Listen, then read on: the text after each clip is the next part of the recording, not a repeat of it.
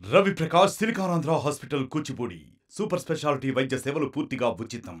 Group 1 prelims పరీక్షా ఫలితాలు వెల్లడయ్యాయి. రాష్ట్ర వ్యాప్తంగా 3 లక్షల మంది పైచిలకు అభ్యర్థులు ఈ పరీక్షకు హాజరవగా 31,382 మంది అభ్యర్థులు ఉత్తీర్ణులైనట్టు ఇప్పటికే టీజీపీఎస్సీ కూడా వెల్లడించింది. అయితే ఇద్దరు అభ్యర్థులు మాత్రం ఉత్తీర్ణులవడమే కాదు, ఒక ప్రత్యేక ఆకర్షణగా నిలిచారు. ఒకరు దాసరి రవికిరణ్, మరొకరు మైకేల్ ఎమాన్యుయల్ రాజ్. ప్రస్తుతం ఆ ఇద్దరు అభ్యర్థులు కూడా నాతో ఉన్నారు. వీళ్ళిద్దరూ కూడా ఈసారి గ్రూప్ 1 ప్రిలిమ్స్ క్వాలిఫై అవ్వడం అయితే జరిగింది. అయితే ప్రత్యేక ఆకర్షణకు నిలబడే కారణం ఏంటంటే వాళ్ళిద్దరు కూడా తండ్రి కొడుకులు కావడం. ప్రస్తుతం నాకు అందుబాటులో దాసరి రవికిరణ్, ఆయన తనయుడు మైకేల్ ఎమాన్యుయల్ రాజ్ ఇద్దరు కూడా మనం ఉన్నారు. సార్ నమస్కారం, వెల్కమ్ టు ఆర్టీవీ. సార్, సాధారణంగా మనం చిన్నప్పటి నుంచి ఒక తండ్రి తన తనయుడిని వేలుపెట్టి నడిపిస్తూ ఉంటాడు, సలహాలు ఇస్తుంటాడు, సూచనలు ఇస్తుంటాడు, మంచి చెడు నేర్పిస్తుంటాడు. కానీ మీ కుమారుడితో కలిసి మీరు ఒక పరీక్షకు హాజరవడం, మళ్ళీ ఆ పరీక్షలో, అది కూడా ఒక అత్యున్నత పరీక్షలో ఉత్తీర్ణులవడం ఎలాంటి ఆనందం కలిగించింది? చాలా సంతోషంగా ఉంది సార్. మీరు ముందే చక్కటి విషయాలు చెప్పారు. నేను కూడా అదే చెబుదాం అనుకుంటున్నాను. ఒక పిల్లవాడు మనం పుట్టిన దగ్గర నుంచి కూడా మనం అతను తడుబుడు అడుగులు వేస్తూ ఉంటే చేయి పట్టుకొని నడిపిస్తూ ఉంటాం. అట్లనే భవిష్యత్తులో 1వ తరగతి పాస్ అయినప్పుడు ఒక ఆనందం, అట్లా 7th 10th ఆ ప్రయోజకుడు అవుతున్న కొద్దీ ఆనందం అనిపిస్తూ ఉంటుంది. ఒక్కొక్క మెట్టు ఎక్కుతూ ఉంటే మన తల్లిదండ్రులు పడేంత సంతోషం అంతో ఎంతో కాదు. కాబట్టి ప్రతి సమయంలో కూడా వాళ్ళకి చేదోడుగా వాదోడుగా ఉండాలనేది నా ఆకాంక్ష. ఏ తల్లిదండ్రి అయినా పిల్లవాడికి ఆ చివరి మెట్టు వరకు ఎక్కించగలిగితే అది వాళ్ళ తల్లిదండ్రులకి వాళ్ళ జన్మ సార్థకం అవుతుంది. అదేవిధంగా పిల్లలకు కూడా ఎంతో ఆనందపడుతూ ఉంటారు. మనం వెనక ఉండి వాళ్ళు వెన్ను తట్టి, వాళ్ళ భుజం తట్టి మనం నడిపిస్తూ ఉంటే వాళ్ళు ఎంతో ఆనందంగా ఉంటారు. వాళ్ళు ఎంకరేజ్మెంట్గా ఉంటుంది. తల్లిదండ్రులు ఎంకరేజ్ చేసినప్పుడు వాళ్ళు పడే ఆనందం మిగతా వాళ్ళు ఎవరు ఎంకరేజ్ చేసినప్పుడు అంత ఆనందపడరు. చిన్నప్పుడు మా డాడీ ఏమంటాడు, మా మమ్మీ ఎలా మెచ్చుకుంటుందని వాళ్ళు ఎదురు చూస్తూ ఉంటారు. వాళ్ళు ప్రోగ్రెస్ కార్డు తెచ్చుకొని ఇంటికి వచ్చేటప్పుడు డాడీ నాకు ఇన్ని మార్కులు వచ్చినాయి అని చెప్తున్నప్పుడు వెరీ గుడ్ బెటర్ అని చెప్పి మనం సంతోషపడుతూ ఉంటాం.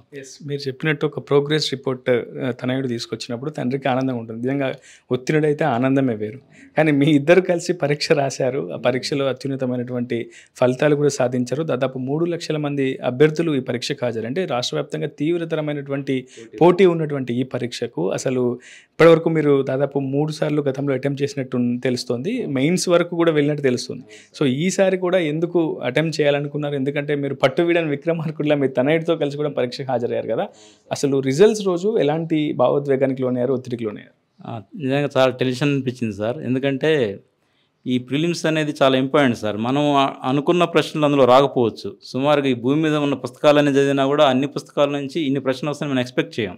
ఎందుకంటే ఎంత నాలెడ్జ్ సంపాదించినా కూడా ఏ క్వశ్చన్ వస్తుందో మనం ఎక్స్పెక్ట్ చేయలేం. ఎందుకంటే దీనికి లిమిటెడ్ సిలబస్ అంటూ ఏం లేదు. అందుకే మీ ఇద్దరం కూడా కొంత టెన్షన్ పడుతున్నాం. ఎప్పుడు ప్రిలిమ్స్ జరిగినా కూడా టెన్షన్ పడుతున్నాం. ఎందుకంటే ఏ క్వశ్చన్ వస్తుందో తెలియదు. 150 క్వశ్చన్స్కి అట్లీస్ట్ 50% మనం సాధిస్తే తప్పితే బయటపడడం అనేది మా ఇద్దరికి తెలుసు. అందుకే మా అబ్బాయి మైకేల్ చాలా కష్టపడాడండి. రాత్రింబవళ్ళు చదివాడు. ఒక్కొక్కసారి 2, 3 కూడా అయ్యేది.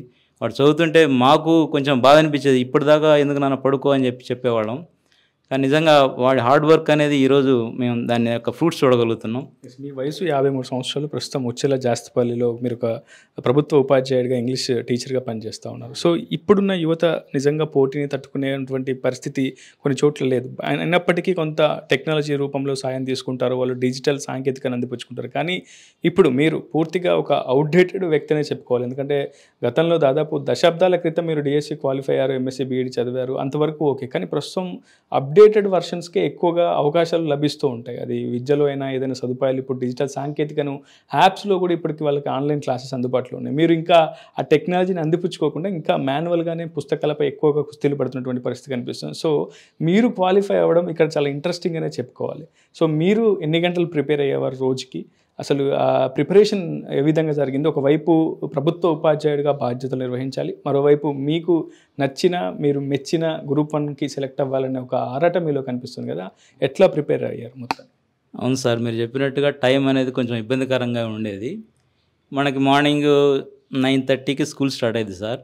ఆ లోపల నేను జనరల్గా నాకు పొద్దున్న లేవడం అలవాటు. సూర్యుడు కంట పడకముందే నేను లేస్తూ ఉంటా. అయితే నేను పొద్దున 5:30కి అలా లేస్తా. 8:30 వరకు చదువుతాను సార్. అక్కడ ఒక 3 hours టైం దొరుకుతుంది. మళ్ళీ ఈవినింగ్ నేను 4:45, 5 కల్లా ఇంటికి వచ్చినప్పుడు మళ్ళీ అక్కడ నాకు ఒక 5 hours టైం దొరుకుతుంది. ఈ 7 hours టైంలో నా కోసం కేటాయించుకునేది ఒక వంతు, మళ్ళీ మా బాబుతో పాటు కేటాయించుకునే వంతు ఒకటి. ఎందుకంటే గైడెన్స్ అనేది, నా గైడెన్స్ ఉండాలనేది నేను ఈ రోజు వరకు చదువుతూ వస్తున్నా. బాబుకి డిస్క్రిప్టివ్ స్కిల్స్ బాగా ఉన్నాయి. ఆబ్జెక్ట్ కొంచెం వెనకబడున్నాడు అనిపించింది. బాబు కూడా అదే అంటాడు, ఆబ్జెక్ట్ కొంచెం ఇబ్బంది డాడీ, నాకు అది సహాయం చేయగలిగితే నేను డిస్క్రిప్ట్ రాయగలుగుతాను అని చెప్తున్నాడు. కాబట్టి నేను ఆబ్జెక్టివ్లో బాబుకు సహాయం చేద్దాన ఉద్దేశంతో నేను చదువుకుంటూ ఎక్కడైనా ఏదైనా డౌట్ వచ్చినప్పుడు క్లారిఫై చేయడం కోసం, నా కోసం నేను చదువుకోవడం కాదు కానీ మా బాబు కోసం నేను కష్టపడుతూ ఉండేవాడిని. సరే టైంని మాత్రం మేనేజ్ చేసుకోవడానికి కొంచెం ఇబ్బందికరంగా ఉన్న ఈ సండేస్ కానీ ఎప్పుడైనా హాలిడేస్ కానీ, సమ్మర్ హాలిడేస్ మొన్న రీసెంట్గా సమ్మర్ హాలిడేస్ వచ్చాయి, ఉపయోగపడ్డాయి. సుమారుగా 45 డేస్ సమ్మర్ హాలిడేస్ వస్తాయి. పెద్దగా టీచర్లకు కూడా ఇది అడ్వాంటేజ్ అండి. ఎప్పుడైనా టీచర్కి దొరికే టైము మిగతా ఎంప్లాయీస్కి దొరకదు. కాబట్టి టీచర్స్ ఎక్కువ మంది అచీవ్ చేస్తూ ఉంటారు. ఈ గ్రూప్ 1కి సంబంధించిన మీరు చూడండి, రిజల్ట్లో 50% టీచర్స్ ఉంటారు. దానికి కారణం ఒకటే, కొంత టైంను వాళ్ళు సద్వినియోగం చేసుకుంటారు. ఇంకోటి వాళ్ళకి ఒక గొప్ప లక్ష్యాలు ఉంటాయి. తమ పిల్లల్ని చదివించుకుంటూ వాళ్ళు కూడా ఉన్నత లక్ష్యాలు సాధించాలనే ఒక టార్గెట్తో ముందుకు వెళ్తుంటారు. కాబట్టి టీచర్స్ కొన్ని అడ్వాంటేజ్లు నేను కూడా ఉపయోగించుకున్నా. ఎండాకాలం సెలవులు వాడుకున్నా. తర్వాత మార్నింగ్ ఈవినింగ్ మేము ఫ్రీగా ఉంటాం. మిగతా డిపార్ట్మెంట్లకి అట్లా అంత అవకాశం ఉండదు. ఎందుకంటే వాళ్ళు రాగానే ఏదో కాల్ వస్తుంది. పోలీస్ డిపార్ట్మెంట్ కానివ్వండి, మీరు మెడికల్ డిపార్ట్మెంట్ చూసుకుంటే వాళ్ళు అంతగా దాన్ని ఉపయోగించుకోవాలి. టైం వాళ్ళ చేతిలో ఉండదు, అది వాళ్ళకి ఇబ్బందికరంగా ఉంటుంది. ఈ టైం నేను వాడుకోవడం వల్ల నేను సక్సెస్ కాగలిగా. అంతే మాట చెప్తున్నారు, నా కోసం కాదు, నా కుమారుడికి తెలియని విషయాలు తెలియపరచడం కోసమే నేను ఇంకా చదువుతూ ఉన్నానని చెప్తున్నారు. నిజంగా చాలా గొప్ప విషయం అది. కానీ ఇప్పుడున్న పరిస్థితుల్లో, రోజుల్లో చాలామంది పిల్లలు కూడా ఏం తెలియక మునిపే చిన్న వయసులోనే నాన్న నాకు అన్నీ తెలుసు, నువ్వెందుకు చెప్తూ ఉంటావు, పదే పదే విసిగిస్తూ ఉంటావు, నా దారి నేను చూసుకోగలను, నేను చాలా పెద్దవాడిని అయ్యానని చెప్తూ ఉంటారు. సో మీరేమో ఇంత వయసు వచ్చినా మీ బాబుకి వెన్నంటే ఉండి సలహాలు సూచనలు ఇవ్వడం, గైడెన్స్ ఇవ్వడం, ఆయన చదువు కోసం, ఆయన గెలుపు కోసం మీరు కూడా మరింత పరితపిస్తూ ఉండడం ఎట్లా అనిపిస్తుంది? బయట ఉన్నటువంటి సమాజంలోని కొన్ని విభిన్నమైనటువంటి పరిస్థితులను చూసినప్పుడు ఒక తండ్రిగా మీకు ఎలాంటి అనుభూతి? మీరన్నది చాలా వాస్తవం సార్. ఇప్పుడు పిల్లలు ఎలా ఉన్నారంటే, తల్లిదండ్రులకు ఏమి తెలియదు, మాకే అంత తెలుసు అని అనుకుంటున్నారు. కానీ తల్లిదండ్రులకు ఉన్న అనుభవ జ్ఞానం అనేది చాలా ఎక్కువ. ఇప్పుడు మా బాబు అట్లా కాదు, కానీ మా బాబుకి మీరు అన్నట్టుగా ఈ డిజిటల్ వరల్డ్ నాలెడ్జ్ చాలా ఉంది. ఆన్లైన్ కోచింగ్ తీసుకుంటున్నాడు. తర్వాత మా బాబు ప్రతి విషయాన్ని కూడా ఆన్లైన్కి సంబంధించిన వ్యవహారాలు మా బాబు నాకు చెప్తాడు. మామూలుగా ఈ పుస్తకాలకు సంబంధించిన నాలెడ్జ్ నేను మా బాబుతో పంచుకుంటా. ఈ విధంగా ఒకళ్ళకొకళ్ళం కోఆపరేట్ చేసుకుంటున్నాం. ఈ డిజిటల్ నాలెడ్జ్ని ఏమో నాకు పంచుతాడు, నేనేమో ఈ పుస్తకాలకు సంబంధించిన నాలెడ్జ్ నేను మా బాబు పంచుతాను. ఈ రోజుల్లో తల్లిదండ్రులకి ఏం జ్ఞానం తెలియదు అని పిల్లలు అనుకోవద్దు. వాళ్ళు ఎంతో జ్ఞాన సంపన్నులు. ముఖ్యంగా ఈ రోజుల్లో వాళ్ళని మీరు తక్కువ అండర్ ఎస్టిమేట్ ఎప్పుడు కూడా చేయొద్దు. ఎప్పుడు కూడా మిమ్మల్ని గమనిస్తూ ఉంటారు. నేను మా బాబు విషయానికి వస్తే, నేను మా బాబుతో ఎక్కువ సమయం గడపడం కోసం కూడా నేను చదువుకున్నాను. ఒక రకంగా చెప్పాలంటే తల్లిదండ్రులు పిల్లలతో ఎక్కువ సమయం గడిపినప్పుడు వాళ్ళు ప్రయోజకులు అవుతారు. కాబట్టి ఈ యొక్క అవకాశాన్ని నేను ఎంచుకున్నా. ఎక్కువ సమయం గడపడానికి నా పిల్లలతో నేను ఎక్కువ సమయం గడపడానికి అవకాశం వచ్చింది. మా బాబే కాదు, మా పాప కూడా ఈ గ్రూప్ 1కి అటెంప్ట్ చేసింది. రీసెంట్గా డిగ్రీ కంప్లీట్ చేసింది. అయితే మా పాపతో కూడా నేను ఎక్కువ సమయం గడపడానికి నాకు ఇది ఒక మంచి అవకాశంగా భావించి, కుటుంబంగా ఎక్కువ సమయం గడపడానికి అవకాశం వచ్చిందని ఫీల్ అయ్యి, ఆ రకంగా 2 రకాలుగా ప్రయోజనాలు నాకు దీనివల్ల వచ్చినాయి. ఒకటి పిల్లలకు నేర్పించుకుంటూ ఎక్కువ సమయం వాళ్ళతో గడపడానికి అవకాశం వచ్చిందని ఫీల్ అవుతున్నా. ఈ రకంగా నాకు చాలా సంతోషంగా ఉంది మా బాబుని చదివించడం వల్ల. ఎంపీసీ బైపీసీ విద్యార్థులకి ఒక వరం CA CMA కోర్సులు. CA CMA చదివే విద్యార్థుల్లో 40% మంది ఎంపీసీ మరియు బైపీసీ విద్యార్థులే. Master minds. మైకేల్తో కూడా మాట్లాడదాం. మైకేల్, సాధారణంగా మనం క్లాస్మేట్స్తో, స్నేహితులతో కలిసి పరీక్షకు హాజరవుతుంటాం. కానీ మీరు మీ తండ్రితో కలిసి గ్రూప్ 1 ప్రిలిమ్స్కి హాజరయ్యారు. ఎట్టకేలకు మీరు క్వాలిఫై కూడా అయ్యారు. అసలు క్వాలిఫై అవ్వడం అటు ఉంచితే, ఆ రోజు పరీక్షకు హాజరవుతున్నప్పుడు అంతకాలం ఎంతో కాలం ప్రిపేర్ అయి ఉంటారు కాబట్టి ఆ రోజు నాన్నతో పరీక్ష అటెంప్ట్ చేయడం ఎట్లా అనిపించింది? చాలా మంచిగా అనిపించింది అన్న. ఇట్స్ లైక్ అందరికీ దొరకదు ఇట్లాంటి అవకాశం. It's like 1 in a billion అవకాశం. చాలా మంచిగా అనిపించింది. ఇన్ని రోజులు కష్టపడిన దానికి ఆ రోజు ఒక అంటే సాధారణంగా కుటుంబ సభ్యులు ఆనందాన్ని షేర్ చేసుకుంటారు, దుఃఖాన్ని షేర్ చేసుకుంటారు, బాధని షేర్ చేసుకుంటారు, ప్రతి ఒక్క అనుభూతిని షేర్ చేసుకుంటారు. కానీ ఇక్కడ మీ తండ్రి కొడుకులు జ్ఞానాన్ని షేర్ చేసుకుంటున్నారు. మీకు తెలిసిన నాలెడ్జ్ని నాన్నకు చెప్పడం, నాన్నకు తెలిసినటువంటి సబ్జెక్ట్ను మీకు మళ్ళీ తిరిగి బోధించడం, ఇట్లాంటి షేరింగ్ చేసుకున్నప్పుడు మీకు మీ నాన్న ఎలాంటి అంటే అర్థమవుతుందా అసలు? ఎందుకంటే వాళ్ళు ఒక అవుట్డేటెడ్ అంటే అప్పుడు టీచర్ అయినప్పటికీ అప్పుడున్నటువంటి బోధించే విధానం వేరు, ఇప్పుడున్నటువంటి టెక్నాలజీ తోటి మనం అర్థం చేసుకునే విధానాలు వేరు. కాబట్టి ఎట్లాంటి మార్పులు గమనించు నాన్న చెప్తున్నప్పుడు ఎట్లా అనిపిస్తుంది? యాక్చువల్ చాలా బాగా చెప్తారు. ఎందుకంటే ఫస్ట్ టీచర్ కాబట్టి. ఇంకొకటి ఎక్కడెక్కడ ఫోకస్ చేయాలి, ఏ టాపిక్స్ ఇంపార్టెంట్. డాడీ చాలా కరెంట్ అఫైర్స్లో అప్డేటెడ్గా ఉంటారు. సో నా బర్డెన్ చాలా తగ్గించినట్టు. ఏది న్యూస్ పేపర్ రోజు చదివి అది మొత్తం ఫిల్టర్ చేసుకునేది, ఆ బర్డెన్ మొత్తం నా కోసం తీర్చేస్తారు. సో అది చాలా బెనిఫిట్ అయింది ఎగ్జామ్కి వచ్చేసరికి. ఓకే. ఈరోజు క్వాలిఫై అయ్యారు కదా, ఎట్లా ఉంది? ప్రిలిమ్స్ తర్వాత మెయిన్స్ కూడా చాలా మేజర్గా మనం చూస్తూ ఉంటాం. ఖచ్చితంగా అవే రేపు ఆ ద్వారాలు తెచ్చుకునేందుకు ఇప్పటికి శాయశక్తుల ప్రయత్నం చేస్తూ ఉంటాం. ఎట్లా ఉంది ఇప్పుడు ప్రిపరేషన్, ఎట్లా సాగుతుంది? ఇప్పుడు మంచిగానే వెళ్తుంది రైట్ నౌ. ఇంతకుముందులాగే చదువుతున్నాము, కాకపోతే ఇంకా ఆన్సర్ రైటింగ్ ప్రాక్టీస్ అవన్నీ ఎక్కువ ప్రాక్టీస్ చేస్తూ ఉండాలి. సో ఒకసారి అది అయ్యాక రోజుకి ఎన్ని గంటలు మీరు చదువు కేటాయిస్తారు? 8 to 10 hours depending on the day. అప్పుడప్పుడు ఎగ్జామ్ దగ్గరకు వస్తుంది అంటే 14, 15, 16 hours వరకు వెళ్తుంది. కానీ యావరేజ్గా ఒక 8 to 10 hours వరకు రోజుకి పర్ఫెక్ట్గా నడుస్తూ ఉంటుంది. అంటే గతంతో పోలిస్తే చాలామంది గ్రూప్ 1కి ఈసారి మళ్ళీ ఎక్కువ మంది లక్షల్లో అప్లికేషన్స్ వచ్చాయి, అభ్యర్థులు హాజరయ్యారు.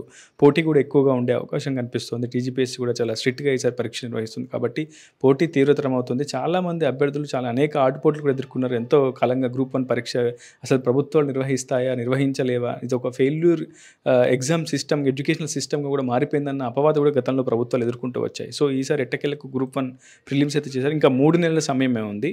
మీరు ఏమైనా సూచనలు సలహాలు ఇస్తారా మీలా ప్రిపేర్ అయ్యే అభ్యర్థులకి? ఏమన్నా సూచనలు సలహాలు అంటే నాకంటే మా డాడీ గారు బెటర్గా ఇవ్వగలుగుతారు. ఎందుకంటే అందరిలాగా నేను కూడా ఆస్పిరెంట్, నాతో పాటు ఇంకో 25,000 మంది క్వాలిఫై అయ్యారు. సో నేను కూడా ఒక నార్మల్ ఆస్పిరెంట్ కాబట్టి నేను పెద్దగా ఇచ్చేదేం లేదు. ఒకటి కన్సిస్టెంట్గా ఉండి ఎవ్రీడే చదువుకుంటూ మాక్ టెస్ట్ రాసుకుంటూ, టెస్ట్ సిరీస్ రాసుకుంటూ రివైజ్ చేస్తే సరిపోతుంది.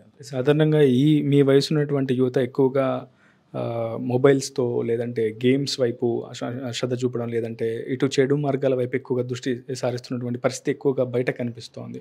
సో ఎవరికైనా తమను నియంత్రించుకోవడం చాలా పెద్ద సమస్యగా ప్రస్తుతం మారిపోతుంది. మీరు మిమ్మల్ని ఎలా నియంత్రించుకుంటున్నారు? ఈ మొబైల్ ఎక్కువ టైం స్పెండ్ చేయకుండా, సోషల్ మీడియాలో యాక్టివ్గా ఉండకుండా కేవలం ఒక రూమ్కే పరిమితం అయిపోయి పూర్తి స్థాయిలో ప్రిపరేషన్ వైపే మొగ్గు చూపుతున్నారు. దీనికి బలమైన కారణం ఏముందా? ఎలా మిమ్మల్ని మీరు నియంత్రించుకోగలుగుతున్నారు? స్టార్టింగ్లో కష్టంగానే ఉండేది. మొబైల్ యూజ్ చేస్తూ ఉండేవాడిని. ఆ తర్వాత ఫస్ట్ పక్క రూమ్లో పెట్టేసి నన్ను ఆ రూమ్లో లాక్ వేసుకొని చదువుకుంటుండు. అలా మెల్లమెల్లగా అలవాటు అయిపోయింది. అండ్ చదివేయడం తప్ప వేరే ఆప్షన్ లేదు. ఒక జాబ్ రావాలంటే కష్టపడాల్సిందే. సో డిస్ట్రాక్షన్స్ ఏమైనా ఉంటే వేరే దగ్గర పెట్టేసి మనం ఐసోలేట్ అయితే సో బుక్సే ఉంటాయి కాబట్టి వేరే ఆప్షన్ లేకుండా చదువుకుంటాం ఆటోమేటిక్గా. ఏదేమైనప్పటికీ క్రమశిక్షణ, పట్టుదల, తపన ఈ 3 ఉంటే ఎంతటి పరీక్షలో అయినా విజయం సాధిస్తామని నిరూపిస్తున్నారు తండ్రి కొడుకులు రవికిరణ్, మైకేల్.